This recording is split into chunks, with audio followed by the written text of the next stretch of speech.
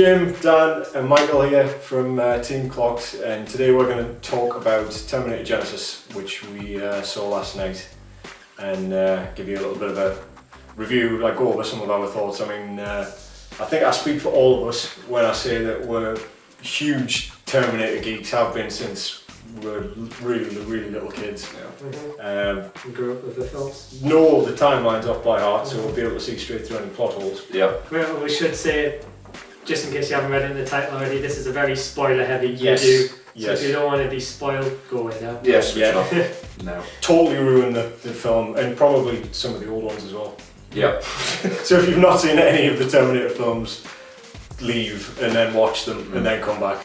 It's actually something that I really did like about this film. The casting I thought was great. There wasn't anyone in this film that I considered to be a bad actor. Jai Courtney did a great job of convincing me that he had lived through these experiences. He was fantastic. Emilia Clarke was absolutely perfect as Sarah Connor. The only problem I had with her was not with the actress, it was more the dialogue. It seemed more like 90s slang than a character from the 80s. It was very sort of like Clueless, the movie. Right. But other than that, yeah, I could even see certain times was resemblances to Linda Hamilton. Yeah. No, I think that there's probably one of the first big movie roles, because obviously she's massive in Game of Thrones. That's where everyone knows her from is Daenerys. But I think this is one of the first kind of big movie. First summer blockbuster. Yeah, exactly. Yeah, I thought she kind of grasped it with both hands, She did great. which was perfect for Sarah Connor, because obviously she looks very similar, as I mentioned, to Linda Hamilton. I guess we maybe had higher expectations than what the film actually was. So if you're just going expecting a non-stop action movie, then you'll probably enjoy it. But if you think one a bit more intelligence to the script, then you might feel let down, which I feel we definitely did. I don't know about you. Yeah, definitely. I didn't quite know what to expect, because I'd read the reviews, or some reviews beforehand, and there was a lot of negativity out there, and I didn't want to get too many spoilers, even though the trailer included an absolutely massive, ginormous spoiler, which unbelievably big spoiler that there was no need for. And for me, that kind of partly ruined the film anyway. Yeah. Because that would have been quite an interesting, plot twist. Yeah. Yeah. So we might as well say, since it's the spoiler-ridden review, it's obviously the fact that John Connor is the main antagonist in this film, which I think you're right. Had you not have known that at all, we might have gone into that film and came away and thought, I was not expecting that. Well, if we start from the beginning, because I thought it had a very promising first half hour, and in the future, in the kind of, I guess, timeline that we all are familiar with, which is basically, if you're not aware, is humans fighting the machines, or else the world has been overtaken by the Skynet. And John Connor is leading the resistance to essentially terminate the Terminators. So one thing I would say is that the prologue kind of retcons out Terminator 3 and Salvation. Very true, yeah. Because the Judgment Day happened in '97 in this prologue. I'd actually forgotten about that. Yeah, I forgot, because of Terminator 3, that in that they said the Judgment Day was postponed until like 2004. 2004, yeah. But you're right, straight away in this film they came in with the prologue and said Judgment Day happened in 1997. Yeah. And to be honest, it was maybe a bit too subtle, I think, because I totally forgot about that. Well, the reason I still remember it is because the kid on the plane was playing Game Boy, original Game Boy. One thing I would say about the introduction, the prologue, well, not even necessarily so much the prologue, but the sort of opening act, the first few scenes, obviously seeing the future war. It was based around, John Connor rallying the humans and saying, right, this is the last battle, we're going to destroy Skynet tonight.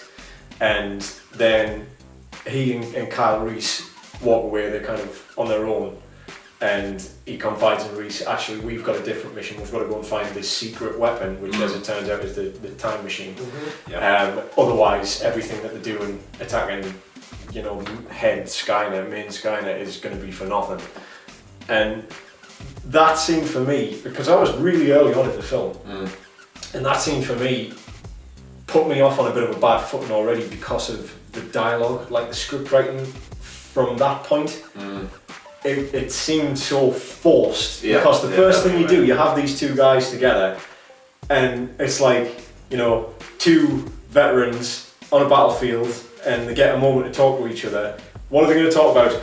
Oh, so what are you going to do when this is all over? And it's like, God, really? You've gone that like cliched, like a 12-year-old could write that. Yeah. You know, like, what are you going to do when this is over? You're going to settle down somewhere, maybe get some land. I can't remember exactly what he says. And then he was going to find his house. He's going to find his house, that's right, yeah. And John Connor's like, I think I'll just start with a beer. And it's like, yeah. You know what I mean? Like, it was too, like, ham-fisted, I think. It just came across as forced script writing. So, Future War, there's the main battle going on elsewhere. And Kyle Reese and John Connor and their little crack unit go to infiltrate this area where the time machine is. So they sneak in. There's a big battle with the Terminators when they discover them. Eventually, of course, they get there, but just in time to see the original T-800 get sent back to 1984 to try and kill Sarah Connor, the very first Terminator. Kyle and John don't get there in time to stop it from happening. So John, of course, knows what he's got to do. He knows he's going to have to send Kyle Reese back. Yeah. This part was another problem I had with the film. Right. We saw the original T-800 go back, right? We're going to assume that Terminator 2 and 3 didn't happen. Now, they've been totally wiped out. 2 as well? 3 and Salvation. We're going to assume Terminator 3 and Salvation didn't happen. Yeah. They've been wiped from history, you know. Judgment Day happened in 97. So, we've seen the original Terminator get sent back to 1984.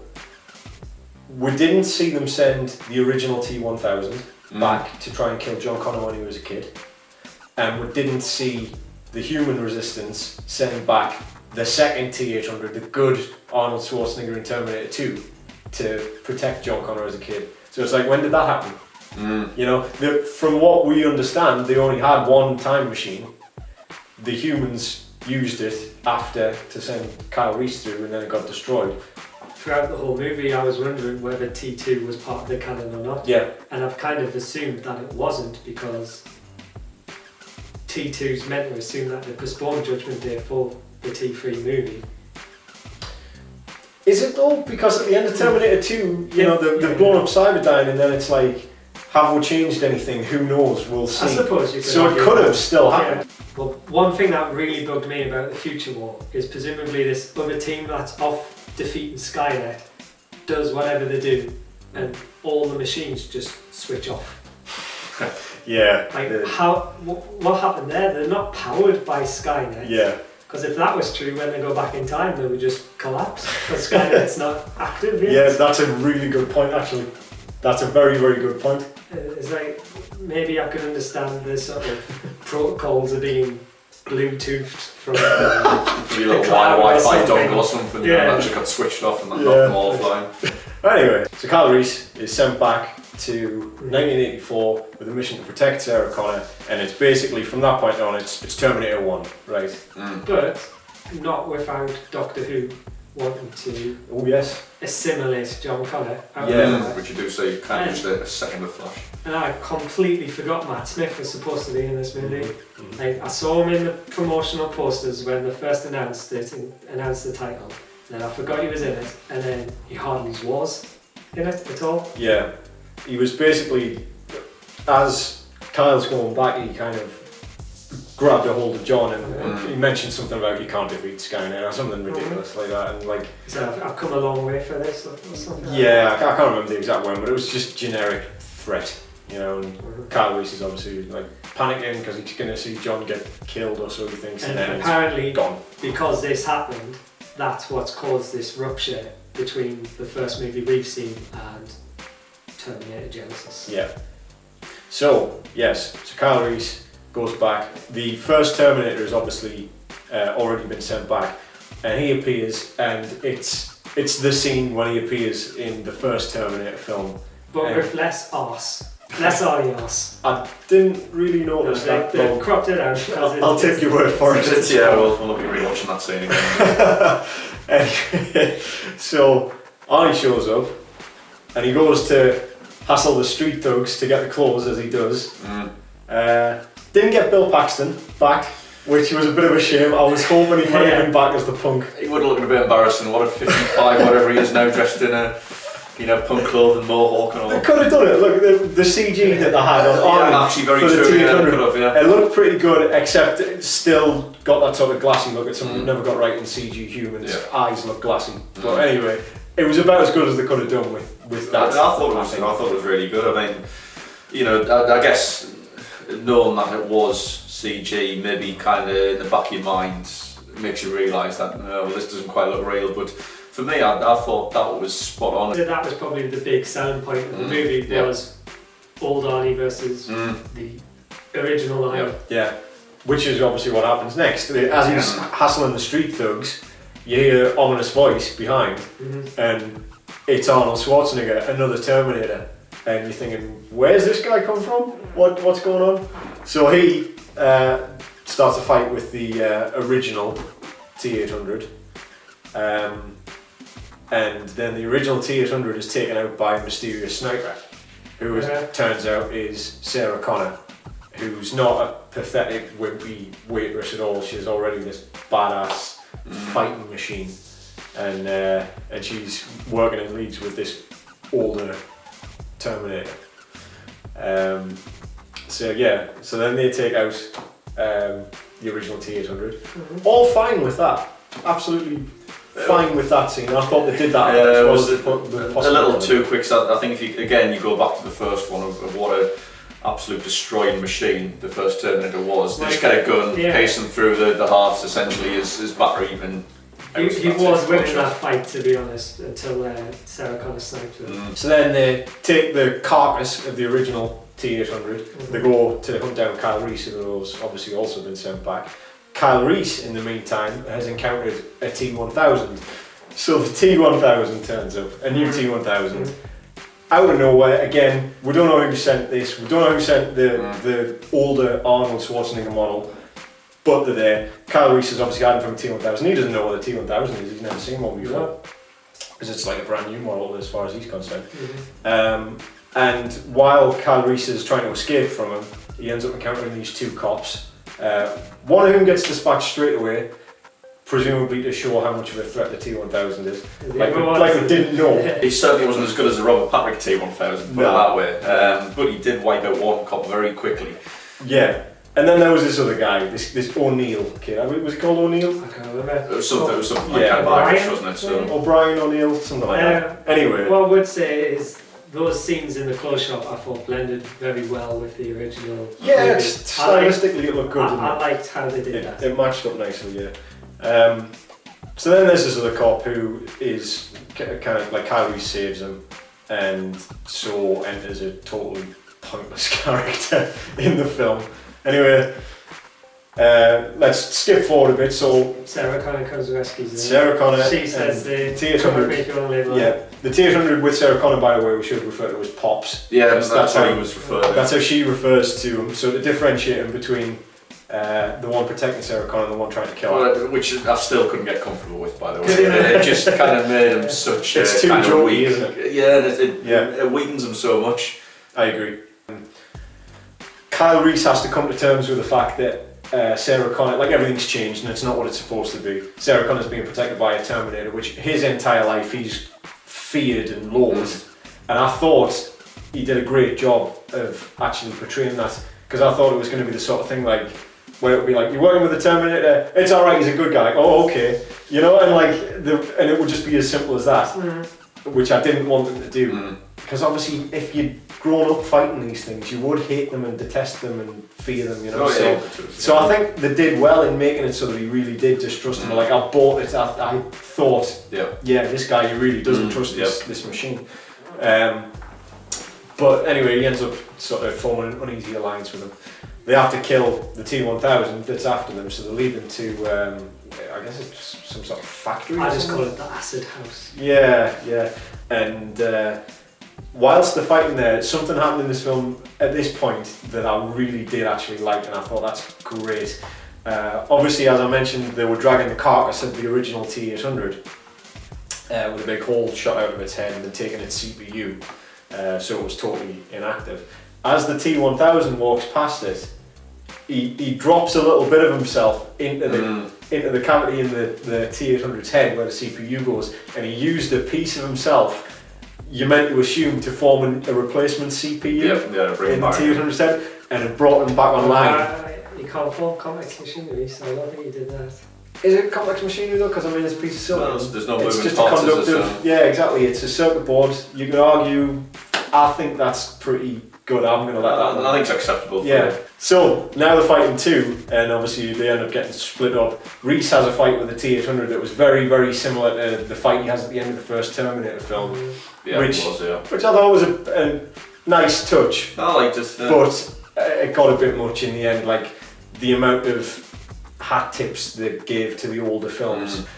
Obviously, he eventually ends up taking out T-800. They eventually take out the T-1000 as well in this unit by falling alive. Yeah, pretty much pouring acid, which really pretty much I guess melted the liquid metal, just meant he couldn't recreate himself, reform himself. Fine. So I thought, that's kind of like a nice valid way to get rid of him without kind of making it again too easy. Because again, go back to Terminator 2, the T-1000 was absolutely unstoppable. Yeah, it felt like there was nothing that could stop him. I think it goes back to what you were saying before though about how quickly they took out the original Terminator. I think it's by virtue of the fact that they know how. Yeah. You know. Well, they took out two now. They had that knowledge. But it was a big trap that was kind of led. Exactly. So I can let that go a bit. But obviously this is still quite early in the film, so you know that there's going to be another main antagonist. Yeah. This is something that derails us. Well, you go on and you explain it. Well, Arnold's built himself a time machine in abandoned warehouse 47 or whatever this is. And how?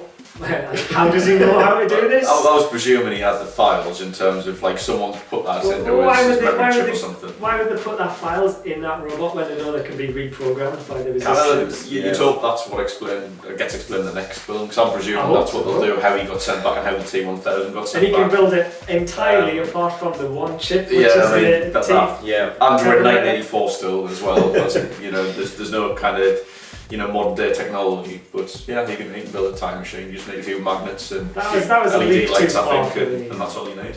So to move the film forward this year, we need to go to Judgment Day and stop Skynet from happening in 1997. And then Kyle Reese says, "Oh no, it's not 1997. It's 2017. I've got all these memories of when I was a kid, but it's new memories." Well, hang on, like how does that work? But the film does try to explain it to its credit. So and they also seem to forget that what they have is a time machine. And we've got to go to Judgment Day, not like a month or 2 months beforehand. Why travel at all? Just stop it right now where you are. Yeah. Just find the roots of Cyberdyne and then stop it, and then just keep stopping it whenever it crops up like a whack-a-mole. And of course the next scene was pretty much them two hugging naked as they went through time travel. Yeah. Into 2017. Despite knowing when and where they'll arrive, Harvey just wasn't there. Yeah. And for some reason he knew where it was. He was going to put them in the middle of a freeway. Yeah, he like I said, I don't know how it works in terms of they'll actually choose. Well, I presume they don't. But that's something that happened straight out of the TV series, which is something I noticed. Is that when they went to the future, they nearly got run over as soon as they arrived. Yeah. And Kyle Reese is obviously the guy from the Rabbit in Your Headlights video because he's immune to car crashes. Yeah, he did actually. He just took a full bullet of a car and just didn't even say anything, just brushed it off. He barely flinched. She was more like shook up than he was. Yeah. And he got hit. Yeah, and the next day he was fine, wasn't he? Like, it's normal again. Fine. So this happens to us all the time in the future. So then, from that point on, they get arrested, obviously, because they're in the middle of a highway. They get arrested. Because of the terrorists. Yeah, they said, oh... Well, they thought they released a bomb, didn't they? They thought they released a bomb because there was a flash when they appeared. Yeah. Okay, I suppose I can... Even though it was actually all on camera as well. Yeah. Which you find out a bit later when you see the kind of lightning bolts. Yeah. So, yeah, they get taken to the police station, and J.K. Simmons' character, who's the older version of the cop who Kyle Reese saved in the 80s. And he spends his whole time talking about, I know these two, and I've seen that, like, I know they saved us in the past, and they don't look a day older, and this is weird stuff's going on. Obviously, everybody shoots him down as an idiot, like they should, you know. And then he disappears for a while, and you don't miss him. And then out of nowhere, John Connor walks into the hospital room. Yeah. See the big spoiler reveal in the trailer. Yes. Yeah. But the movie plays it out that you don't know. Yeah. What's Which it would have been brilliant if they hadn't spoiled it in the trailer, because you wouldn't have seen it coming. And then so basically what happens is they're having this little family reunion and talking about, like, yes, we can make things better now, we can change everything. And the T-800 Pops finally catches up to them, and Sarah's obviously, Pop's brilliant, you're here, and you know, because he obviously had to wait through like 20 years and then meet up with him later, and he looks older and such. Grey hair and all. Long grey hair, yeah. Anyway, so he meets up with him, and then the very first thing he does is shoot John Connor. And Reese's reaction in that scene I thought was great, because Reese turned around and he said, look, I told you he was going to do this, he's a machine. Yeah, he's only programmed to do one thing, and now he's done it, and I knew this was going to happen. But then, obviously, John Connor gets up, and his blood just turns metallic shiny, Yeah. and then he's like, oh my reverse god, get up. John Connor's a Terminator, you know. Well, he's kind of like a hybrid, I guess, because He's a cyborg. That was the story, wasn't it? They Yeah. kind of merged like biotechnology and you know, the mimetic polyalloy. Yeah. And it was this whole new thing. That was another thing that jarred with me, was this sort of progression that they seem to need every time they do a new Terminator film. Right, we've got to have another Terminator that's even better. Even better. So, how you know, you went to the T-1000, then you went to Terminator 3, where it was just a combination of an old Terminator and a new Terminator. But a woman. And also a woman, just cause, you know. Then after that, obviously, you had all the myriad of different Terminators you saw in Salvation. Obviously, Sam Worthington's character, Marcus. And now you've got this, and it's like, I don't see why they need to have like a newer, better model every single film. It's a bit old. You don't need to do that. Just have the original, the normal models. You can make a film out of that. Well, I think that's why the T-800 and the T-1000 become weaker, because you know, you've got these better models, and the other ones are just kind of discarded with, and you know, you've got to go bigger and better, and it's like, I don't know, get a new car or something, you know, like, I don't think there's any need for it at all. But I don't know, it was obviously a big part of the storyline, and it being John Connor as well. You know, had it spoiled in the trailer, I think we all would have been quite sure. I didn't have it spoiled because I avoided the trailers, but I could guess where they were going to go with it. Because when they come in, they're like, oh, you could be a Terminator, prove you're not. And like, he says all these memories that they couldn't possibly know. I'm like, you're in a hospital room, just use a scalpel and show that you bleed or something like that. But because he was this new model Terminator, he would have actually bled. And you or at least looked like he bled. Yeah, and you would have thought that was the real John Connor. But they could have done that. They could have. They could have done that, and that would have been a good, that would have thrown you off the set again. But they didn't. So then, from that point on, Connor's character totally changes, and it's like, it's very confusing, because what was his motives? Because he was sent back in time to protect Skynet. Yes, make sure that it stopped. So he only has to protect it from Sarah Connor and Kyle Reese, because they're the only people who know about it. So just kill them straight away in the hospital room. Why pretend to be human? Exactly. Why try and get them on side, and then when they don't come on side, think, oh well, I'll just kill them. If that was always an option, it's a simpler option. Why wouldn't you just do that straight away? That wasn't the blood in case, you know, if you kill Sarah Connor, then does John Connor exist? See, I was thinking about that. Does he just disappear in like a puff of smoke, basically? That John Connor can never be created now, unless they go back in time to the 80s, mate, and have a kid. But counterpoint to that, the John Connor in that scene said something along the lines of, well, I guess the three of us, time exile. This is probably a good opportunity at this point to talk about the sort of world that they've found themselves in 2017. Basically, obviously everybody is smartphone obsessed, iPad obsessed, you know, they've got their tablets and all that, and they make a lot of noise, like lots of commentary throughout the film about, oh, this is the world, everyone's hooked in, everyone's connected all the time, people can't do without their devices. Doctors talk on the phone while they're seeing patients. Yeah, there's all kinds of stuff going on, and it's sort of in the background of this, there's all these advertisements everywhere for this piece of software called Genisys, and everyone's looking forward to this software Genisys coming out. There's billboards with countdowns for the day that Genisys goes live. Never really did a very good job at talking about exactly what Genisys was. Like a social network or like a technology thing? Was it basically Google? I think you were meant to think it was kind of like Yeah. Google. They did mention operating system. I think Yeah. that was it. So Yeah. I think that was the idea, would be your operating system on every single device. But we also build liquid metal robots and time machines. Yeah, I mean, obviously fits in. Okay. Interestingly, operating system on every single device. Couldn't help but notice product placement. Windows Phone, Windows 10. No, really. Made quite a lot of appearances in there. I missed that. You know, they're implanting the idea of one OS that does everything. The only product placements I took was the original Game Boy, which was still being used in '97, Yeah. and the Nike shoes, but that was in the original, so that's excuse. Pepsi machine. Well, apparently, Pepsi machine very prominent. those Nike shoes, they really struggle to get the same pair because Really? they don't actually make them anymore. Right. Basically, we can jump ahead a bit because there's just a few action scenes. They go to a weapons storage cache, but John Connor knows where they are, he finds them. They try to escape from him on a school bus, and he somehow catches them up on a motorbike and almost throws them off San Francisco Bay Bridge. Yeah. And then they get arrested. And then it's that mugshot scene that you love. Yeah. Hate that scene. And then we're in the prison and J.K. Simmons comes back and is like, hey, remember me? Yeah, conveniently he turns up basically just to let them out. Mm. Yeah. And that is the only purpose that character serves. They wrote an And entire get character. shot. They wrote an entire character so that they would have somebody on side in a police station to let them out of the cell, and that's it. Mm. And you don't see him again after that, do you? Well, I'm wondering, I don't think. is he just like sequel for it? Is he going to have like a bigger role to play in the future movies maybe? Action scene after action scene, there's a helicopter chase and they end up at Skynet Central for the climax of the movie. Yeah.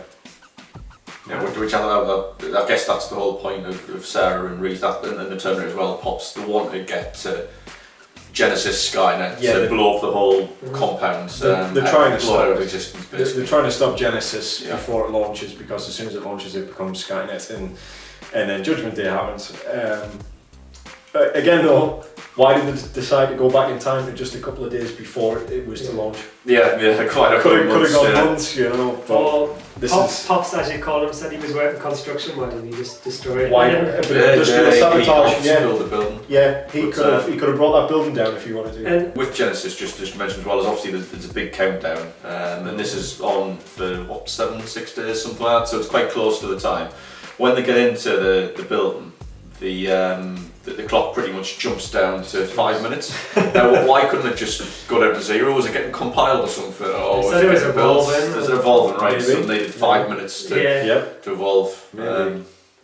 Yeah, that was a bit of a strange one. But you meet, I guess, Skynet in its form of a child, in a way, don't you? I guess it's going to be Matt Smith, but it's a visual, I guess, version of Skynet, which they meet as soon as they get in the building. It's this little boy, and then as the film goes on a bit, you're meant to think Skynet's evolving and it gets like an older character and older until it eventually finishes as this projection of Matt Smith, you know, obviously, who we saw at the beginning of the film attacking John Connor, representing Skynet. And this is something that I really didn't like. I don't want them to anthropomorphize Skynet. For me, Skynet is like the ultimate machine, you know? Like, obviously through the original 2 films, all they talk about is how much the machines can't be reasoned with, they can't be bargained with, don't feel pity or remorse or fear. And it's like, well, if they don't feel pity or remorse or fear, then it's fair to assume that they won't feel, you know, anger and vengeance, and there wouldn't be these sort of snidey characters, right? And there's no like, this is my master plan, man. Let's gloat about it. You know, and let's gloat about it, and let's get in front of the humans and you know, like toy with them and stuff. I was all like, no, it's just a machine. It's not evil. It's just I had a protocol and it's followed that protocol in the best way that it can see fit, the most efficient, straightforward, emotionless solution. So I never, and that was another thing on the list that I thought, don't let them anthropomorphise Skynet. And they did it again. Yeah. And I don't think you needed to. Yeah, which also actually another scene which maybe I misinterpreted, but when John Connor enters the building as well, he ends up going into, which I presume is some kind of server room under kind of ground, and there's a touchscreen device which he pretty much orgasms and connects to by touching it. So yeah, he essentially connects up with his screen, closes his eyes, almost head back, and there's some communication going on. He's either getting some information or he's sending information to the machine. I'm thinking, like, number one, why would this device ever be there? And why would you need to touch the screen to, connect and start talking with it, with Skynet on the machine? But anyway, in the kind of core, I guess, of Skynet, you kind of see this pool of is it liquid metal? It's the liquid metal that they've obviously been experimenting with. You see it a bit earlier in the film. They're forming it into shapes, but it can't do anything by itself. Exactly, because apparently it doesn't have the CPU. Yeah, so basically this liquid metal is useless. It can't be in its own room. It has to be in the time machine room. Yeah, exactly. So it's same room as the time machine. Exactly. So there's a time machine in the middle of this room in the core of Skynet, and I guess to find out the best way of killing John Connor or the Terminator is he's not very nice with magnets, basically. And I guess that's the thing. The time machine they mentioned at this point, the time machine that they've got at Cyberdyne isn't working yet. It's just a big magnet at this point, basically. Arnie or Pops, John Connor, pretty much have a fist fight, and they get thrown into this time machine, which is it Sarah Connor who switches on, or Kyle Reese switches on, and this nice ball of lightning appears, everything starts spinning around. Arnie's kind of slamming John Connor into the ground to keep him in there. You see him kind of get malformed a bit, don't you, with these magnets going off everywhere. Arnie's really struggling to keep him in.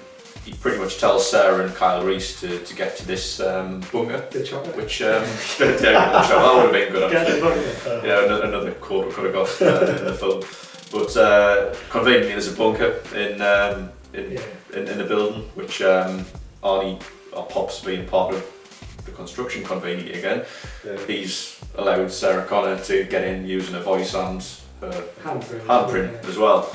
So Sarah Connor and Kyle Reese kind of rush to this bunker just in time as a massive explosion goes off. The door almost kind of collapses in. You see half of Arnie get thrown into the liquid metal at this point, and he's deactivated, he's ruined. Yeah, you see basically his eye go out. I just wish he had his thumb up as well. But that didn't happen, unfortunately. If it had, I wouldn't have been surprised. The throwbacks to the other films, I would not have been surprised. And you think, this is probably the end of the film now. They've destroyed both. Well, they've destroyed the Terminator, they've destroyed Skynet. And almost died, as he always does. I died nearly a tear in my eye when Pops had gone, obviously. But you then see there's a knock on the door. Knife, essentially, go through the door, and you think, what the hell? How is there another T-1000? Yeah, like what has gone on? The door gets prized open, and who appears? It's Pops. But he is now a T-1000. Yeah. Ugh. That's all I can say about that. That's all I can say about that. By virtue of the fact that his husk of a carcass fell into a puddle of liquid metal. Yeah, but his CPU obviously. His CPU's intact. He could rebuild himself as liquid metal. Yeah, I'm with you on that. It was sort of. Why put that? It was just. No, can't get away with that one. It was the total opposite of what I mentioned before about when the T-1000 used a piece of itself to create a new CPU for the original Terminator. It was like that in reverse. It doesn't work. It just doesn't work at all. It was again so forced because they needed a way to have on again in this sequel. Yeah, but he's a T-1000 now, so can he change his shape? Presumably. So they could recast him as Chris Pratt if they wanted to. Yeah. Well, he's in everything else. He isn't. He's a great actor. You know.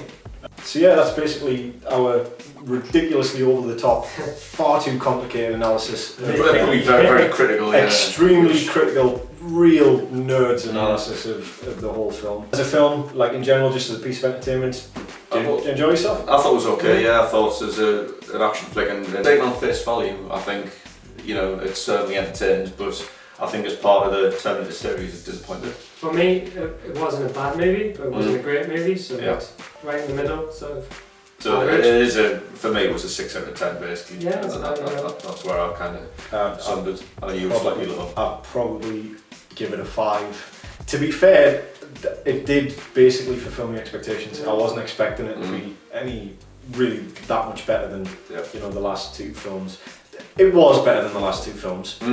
Yeah, I agree. But yeah, 5 out of 10. Well, I think saved by having a fantastic cast and some clever scenes. Yeah. I think if they sort of tightened up these loose ends that we've talked about and made a more cohesive movie, I would have liked it a lot more than what it was.